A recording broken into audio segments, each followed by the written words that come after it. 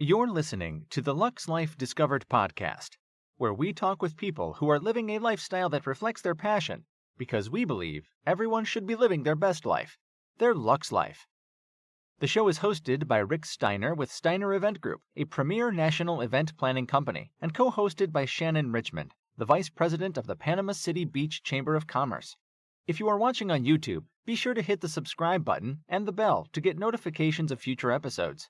The show is produced by 30A Media and is broadcast on your favorite podcast outlets, as well as YouTube, Roku TV, Amazon Fire TVs, and other major brand smart TVs. Hello, I'm Rick Steiner. Welcome to Lux Life Discovered.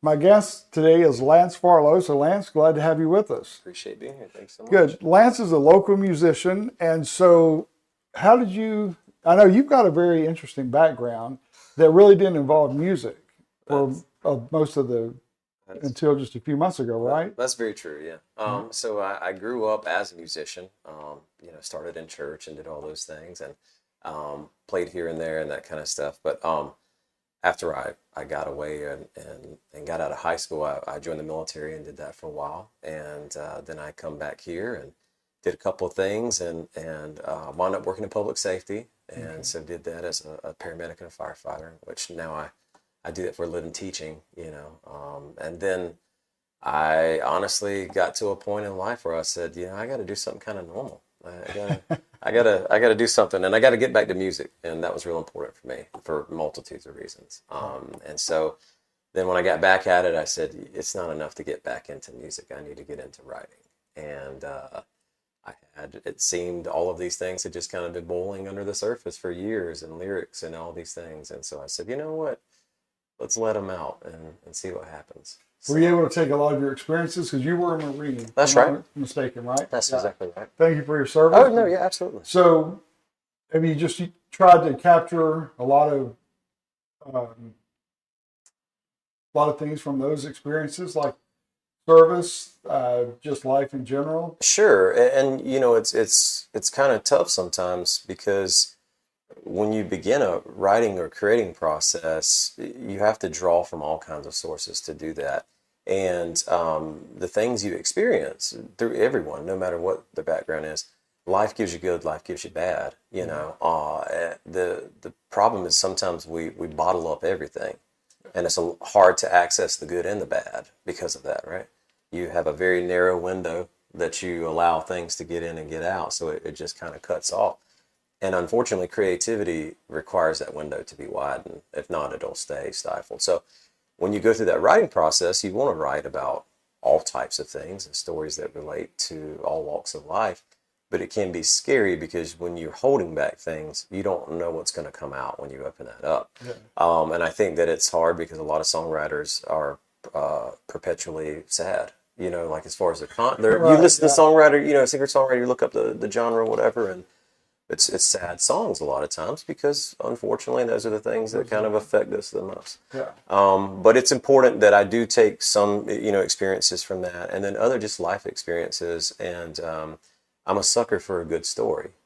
I like hearing people talk and tell me different things, and I'm like, oh, okay, I like that. I enjoy how you got here and what's going on. And so that's some of the hardest part is that you write from experience, but not every song you hear, people will think, well, that really happened, or that, no, you don't have to be. You can write in fiction, which is important as a songwriter to be able to do that, or you can just take a nugget of truth and then build a whole nother story around it to try to relate. So, what is one song that you've written, whether you played it yet or not, or that really got you the most, or touched you the most? So I do have a song, and it's actually going to be on the album that's coming out on January 15th. And the song is called Sleeping to Wake is the name of the song. And it's one that I have learned to embrace and to play in front. But it's one of those things you also have to, I hate to use the word gatekeep, right? But you have to read the room and you have to understand the audience. And there's some things you can't deliver to some audiences, and you may have to keep that for yourself a little while. But it is a tough song, and when you listen to it, it talks about being in the service and serving in combat and all of those things. And when I approached songwriting for that aspect, I was very, very hesitant about the content of which I would write. Right? So, because we live in a time where writing about these things always has a political spin to it, or there is almost, I hate to say it, but almost a propaganda feel to some of these things. Either you're 100% for it, you're 100% against it. You're forced to make a choice. You're forced to choose which side. And so I didn't want that to be what happened. I'm not here to glorify. I'm not here to condone. I'm not here to do any of these things. What I do want to talk about is the human element involved in that and what happens when you come back, And so it enters into this drawn from experiences and real happenings of things. And it talks about, sleeping to wake. And the reason that came to me was that, we all dream. And you dream of machinations that things have never occurred, right? Your brain just spits them out. Or sometimes you relive memories, and sometimes it's a mix and match of both or whatever. And so sometimes you have very vivid dreams. And the whole concept was coming back from that environment and having very vivid dreams. And the thinking of, is it possible that sometimes some of these individuals or veterans or anybody that's had any type of background in certain things like that, is it possible that when they sleep and they dream, it's so real that when they wake up, things are just kind of foggy and gray because that's how life affects us? Which one starts becoming sleep and which one starts becoming being awake? Wow. When I go to sleep, am I actually over there still? And right now is a dream. Yeah. And so there's not necessarily a mania to it, but at the same time, you can feel the contention with it. And that's one of those things. So are you playing that at any of your shows yet? Sure. Okay. Yeah, I do. And like I said, you got to definitely watch the crowd. You Yeah. play it too. And I had a good opportunity 2 weekends ago here, or actually in PC with the Songwriters Festival. Right. A buddy of mine, Michael Breedlove, pulled me up, and it was Veterans Day, coming up. It was Marine Corps birthday. So there's a lot of things going on. And so he wanted me to play a song, a story about my family, which is pretty interesting as well, that one. But I just said, you know what, it feels right to do this here. And honestly, it is hard to sing that song. There's parts of it lyrically and where it draws and pulls, and it's hard to keep a straight face in those parts. But it's good. I need to do that, and hopefully I had a gentleman come up crying afterwards, talking to me and stuff. And that lets me know, too, as an affirmation that this probably needs to be heard and shared and let people have their own story. I was going to say, when you have somebody that reacts like that, then you know that it's something Sure. And hopefully they can be inspired to share their story or to find some type of, peace, absolution, whatever it is maybe they're looking for, and not just to bottle it up and have to deal my with father was in World War II, and he never talked discussed about it. it. Never. So there are a lot of people that have that mindset that it's over, Sure. don't want to relive it. Sure. So when you're looking for or writing a song, and has there ever been anything that's come to mind that you're just like, I'm not ready to deal with that yet, or I don't want to put it into a song, that type thing? Well, yes and no. It's difficult, because someone's going to recognize the subject. Somebody out there, you're writing about something that you drew from a real experience, and it may be an uncomfortable story, but someone out there, maybe it's a family member, maybe it's a friend, maybe it's someone from your past, or whatever it may be. Someone's going to listen to that and be like, oh, that's about me. Or, and it may not even be, right? But they relate. He writes a song about me. Right. And it's like, hey, this is 100% false. It's never happened. But they're trying to connect and saying, this is about me. So and there's probably somebody writing you like, I wish I could say that was you. Right, yeah. I will let you know. It'll be the title of the song. But no, sometimes that happens. And I've had to learn to get over that, and I've had to learn that you just got to write it. And if it's the truth, you write the truth, Right. And if it's a story, just write a good story. So when you write a song, are you the one that you want it to be yours? Or what if somebody came along and said, hey, I'd like to record that song? Oh yeah, that's very interesting, and there's a lot of songwriters out there looking for a cut. They want somebody to say, "Hey, I want that song," and they want publishing contracts, or they want to do those things. They want to co-write, and the industry is very thick with those things, right? You go to Nashville, you go to Muscle Shoals, or any of these other places, New York, LA, what it doesn't matter, and there's just perpetually rooms of people writing together, trying to get their name on a cut, trying to get the big break, and there's also songwriters out there who have cut 25 songs, and that's great for them. And I've sat in the room with some of those people and got to talk to them and hear their stories. And one lady in particular said, "Yeah, I wrote this song and I put all my kids through college, but no one knows my name, and that's kind of how it works." Yeah. So I think when we talk about the art of things, I would hope, and even as myself, I feel that way, that when I write a song, there's a lot of you that says, "I want to be the one that lets people hear this," Right. But if someone else wanted to come and grab a hold of that, it's both directions. You're like, oh, okay, this would be a great opportunity. Or then you listen to it and you're like, we just ruined that. That's not that's not my intention whatsoever.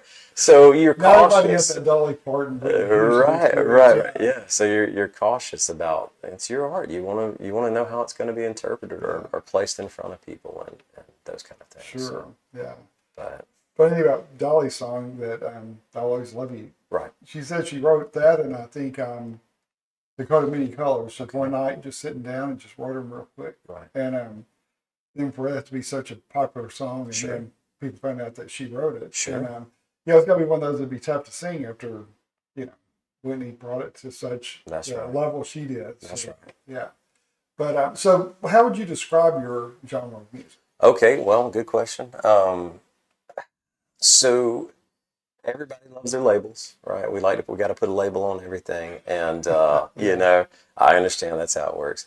The only thing I can tell you is if you're from the South, right? People are like, well, it's got to be country music, If you're not hip hop or you're not, it has to be country, Midwestern, whatever. You're left in that, and it's not that. It's there can be something as Southern music. There can be folk, there can be Americana, there can be those things.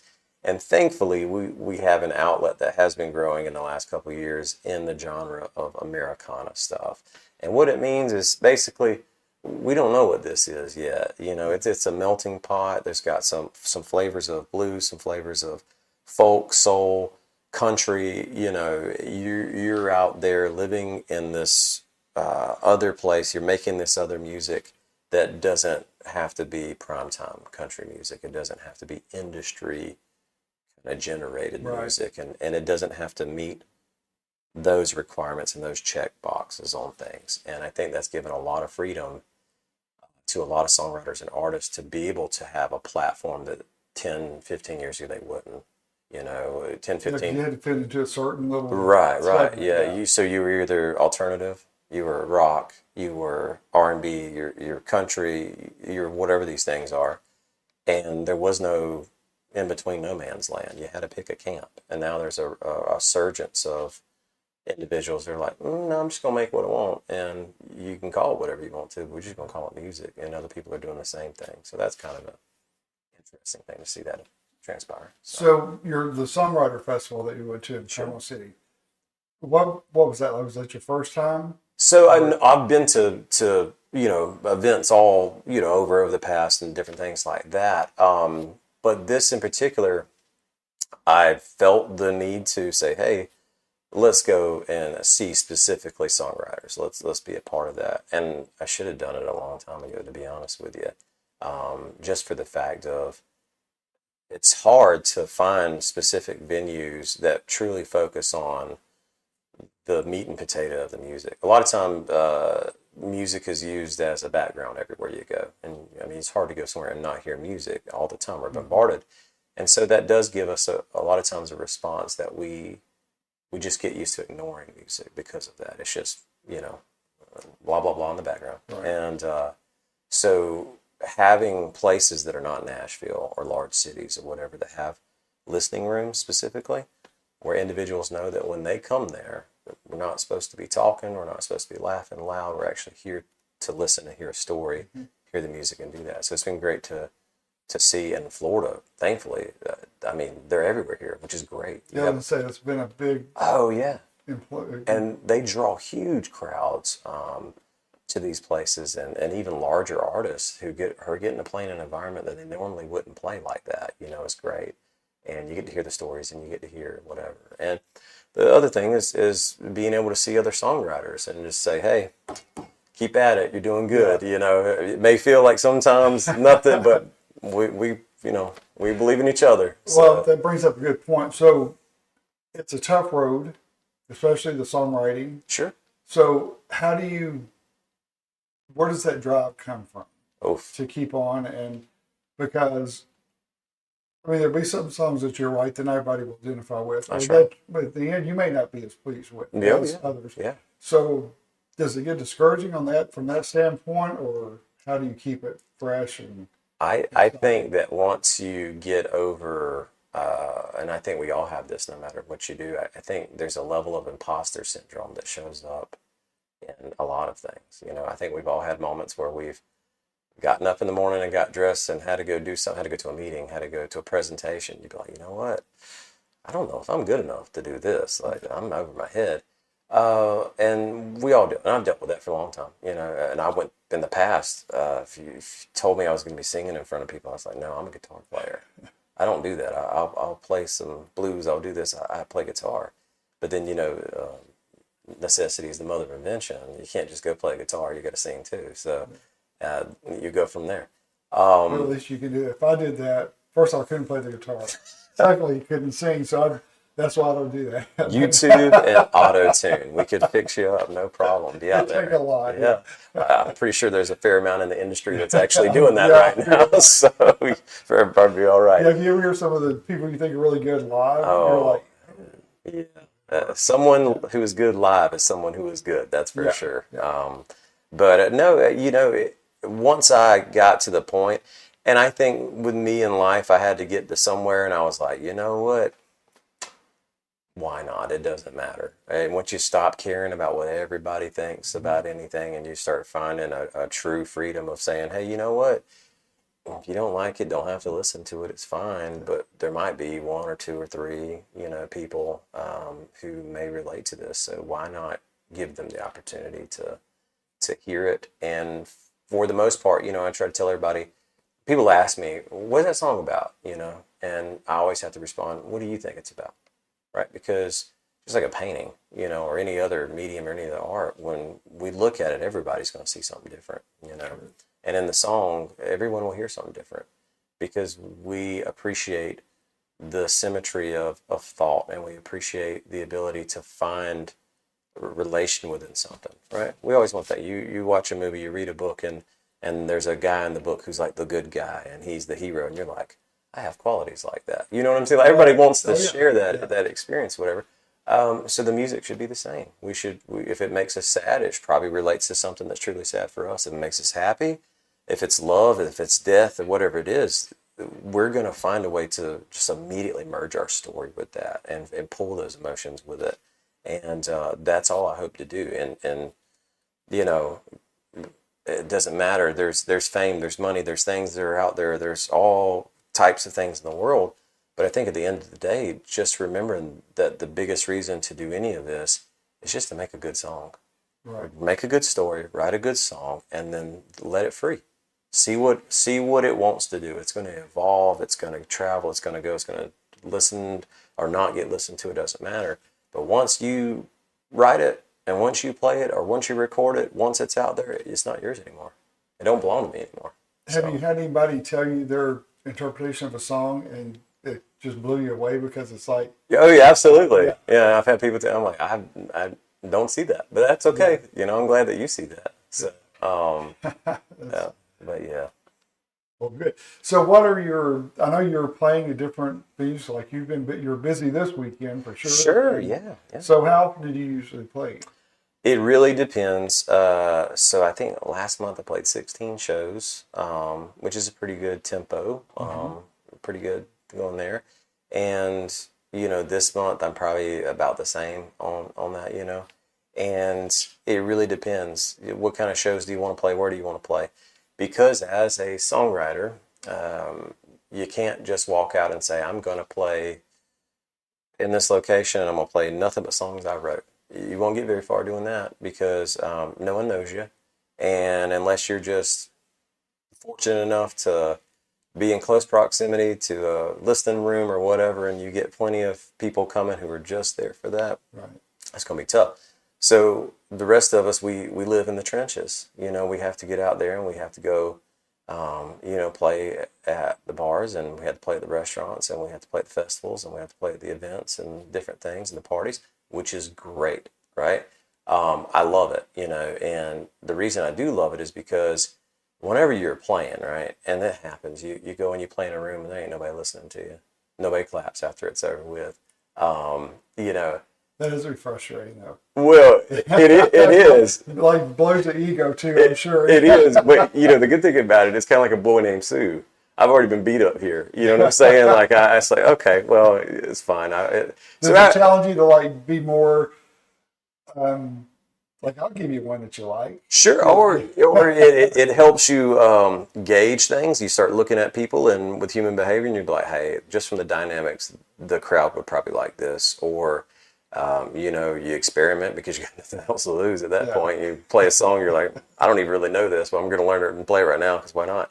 At least you might get a response. Yeah, exactly. So, yeah, you have that aspect with it, and but it's great because I view it as we're just building chops.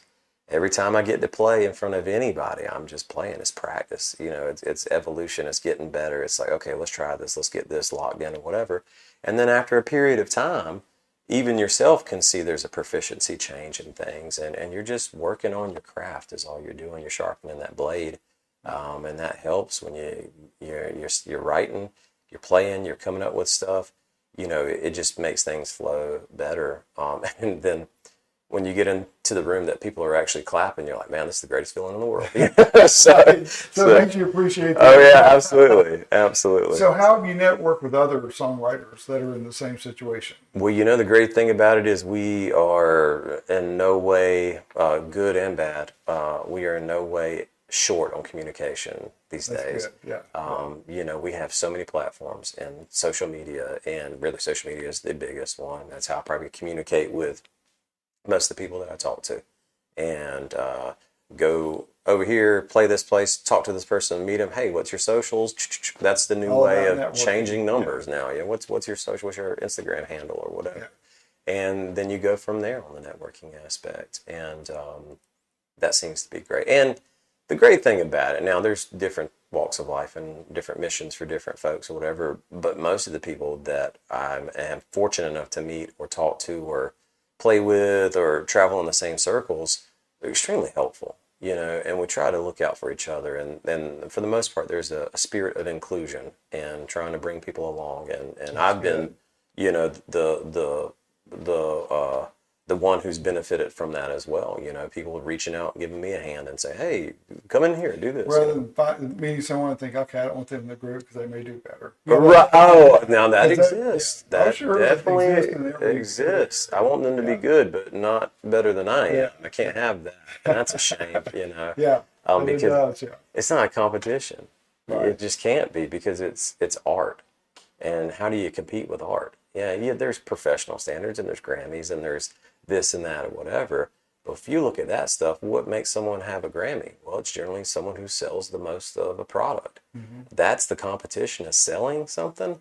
To me, this isn't a car lot. I can't race against my coworker and sell more cars to them or whatever. And some may say, well, the song was better, that's why it was listened. That's too many factors involved for that. How is it marketed? How is it? All those things come into effect, and it doesn't mean that just because people are listening to a song a lot that it's a good song by any means. We always fall victim of that. But for the most part, there's a lot of good people out there, a lot of good players, and they're interested in hearing other stories and helping people along and that kind of stuff. And it's very important to remember that. And it's like with everything else, people want something unique and not just a reproduction of what has been. I think just like everyone else, I have gone through periods of my life where I'm like, you probably shouldn't say that, or you probably shouldn't hold back on that, whatever. And I don't know, I guess it's the quintessential old man. You always wonder when I was a kid, I was like, why does that old man will say anything? Yeah, we get that right. Yeah. And so now I'm starting to realize, you get to the age and you're like, that just came out of my mouth. And don't you realize we had that much earlier? For me, especially, Yeah, I always yeah. tried to fit the mold, what everybody wanted, and I was miserable because Yeah. I was living to somebody else's standard and not mine. Yeah. So I found that the more I just was trying to be authentic as possible, things seemed to be better. There was no sense of just sitting in quiet, sitting in silence, forever and just holding on to something. So, So where do you, if you could like plan the next 3 to 5 years, what would be ideal? Well, I think that there's a balance of things, right? And that's one of the hardest things too, is right now figuring out when you play the music, when you write the music, there is a business involved with it, just for yourself. How are you going to pay the bills? Mm-hmm. How are you going to balance family life, work life? How are you going to do all those things? And so you have to be really careful about saying, okay, well, I'm going to send all these calls, these emails. I'm going to do all those things. But then at the end of the day, you're like, how much did I write today? Oof. I gotta remember what it's supposed to be about. And so it's hard, I think, in the transition phase to for me at least, to be able to balance that. But I think that if I could ask for anything, I think it's a natural desire to want to go further and want to go farther. And that means proximity, go meet new people in new places farther away from regionally or wherever it is. And get into places and rooms and areas where people are there to hear what you wrote. And I think, to me, that's the largest compliment that you can have, is when people start showing up because they want to hear a song that you wrote. And to me, that's success right there. It don't have to be dollar signs. It don't have to be none of that stuff. That's where it's at to me. So. Okay. All right. We're going to put your information on the screen. Tell people how to reach you and where to go to find out where you'll be playing, so they can kind of listen to you and see for themselves and hear for themselves. Yeah, sure, absolutely. So all you have to do, I have a website, lancefarlowmusic.com. You can go and check that out. All the social medias are listed on there as well. There's also scheduling there. There's merchandising there. There's all kind of things that you can see, even downloads especially. So I do have a single coming out December 2nd, which is going to be called The Trade. Love that song. Great story behind it as well. The 15th, there's another single coming out, and which will be Serotonin Thieves. And then the album actually comes out on January 15th. And so you'll be able to find that anywhere that you stream music, on all platforms.